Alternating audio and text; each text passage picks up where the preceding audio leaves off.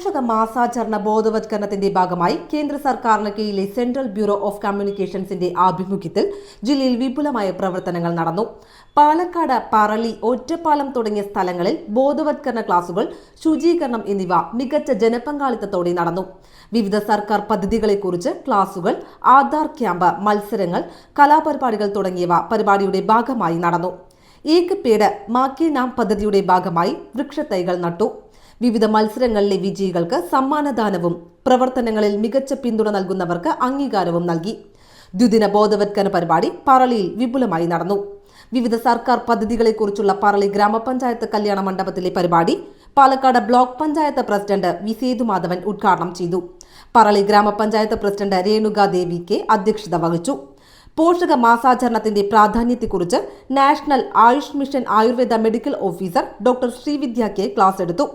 ആയുഷ് വകുപ്പിന്റെ വിവിധ പദ്ധതികളെക്കുറിച്ച് ആയുഷ് വകുപ്പ് പാലക്കാട് ജില്ലാ പ്രോജക്ട് മാനേജർ ഡോക്ടർ സുനിത വിശദീകരിച്ചു. സ്വച്ഛതാ ഹി സേവ പ്രചരണ പരിപാടിയെക്കുറിച്ച് IRTC ജില്ലാ പ്രോജക്ട് കോർഡിനേറ്റർ ഫെബിൻ റഹ്മാൻ വിശദീകരിച്ചു.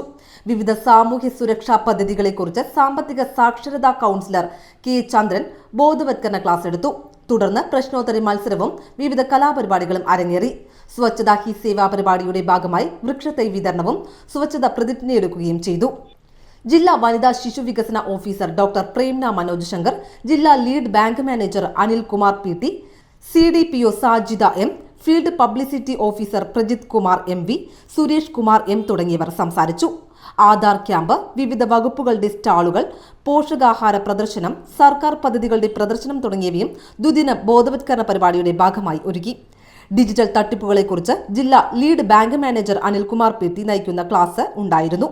പോക്സോ നിയമത്തെക്കുറിച്ചും സ്ത്രീ സുരക്ഷാ പദ്ധതികളെക്കുറിച്ചും Sakhi one stop centre case worker advocate Ajitha class എടുത്തു.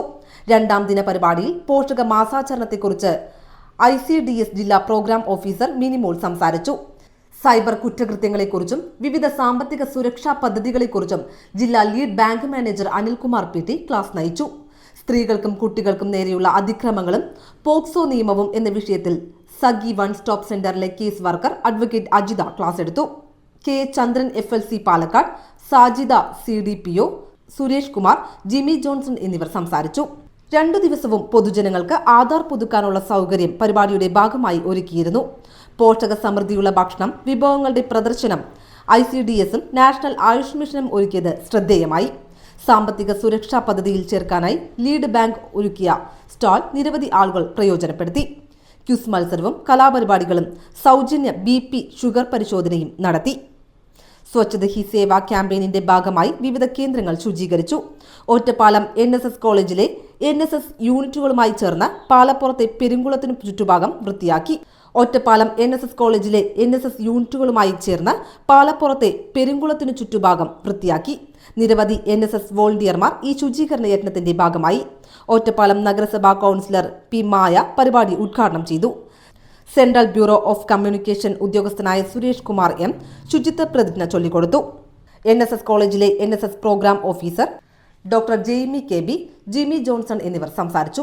പരിപാടിയുടെ മുന്നോടിയായി NSS വോളണ്ടിയർമാർ ശുചിത്വ ബോധവത്കരണ റാലിയും സംഘടിപ്പിച്ചിരുന്നു. കേന്ദ്ര വാർത്താ വിതരണ പ്രക്ഷേപണ മന്ത്രാലയത്തിന് കീഴിലുള്ള പാലക്കാട് സെൻട്രൽ ബ്യൂറോ ഓഫ് കമ്മ്യൂണിക്കേഷന്റെ നേതൃത്വത്തിൽ ജില്ലയിൽ നടന്ന വൈവിധ്യമാർന്ന പരിപാടികളിൽ ICDS പ്രോജക്ട്, ജില്ലാ lead bank, national Ayush mission, national service scheme unit, ജില്ലാ ക്ലീൻ മിഷൻ, നഗരസഭ, പഞ്ചായത്ത് തുടങ്ങിയ വിവിധ സ്ഥാപനങ്ങൾ സഹകരിച്ചു.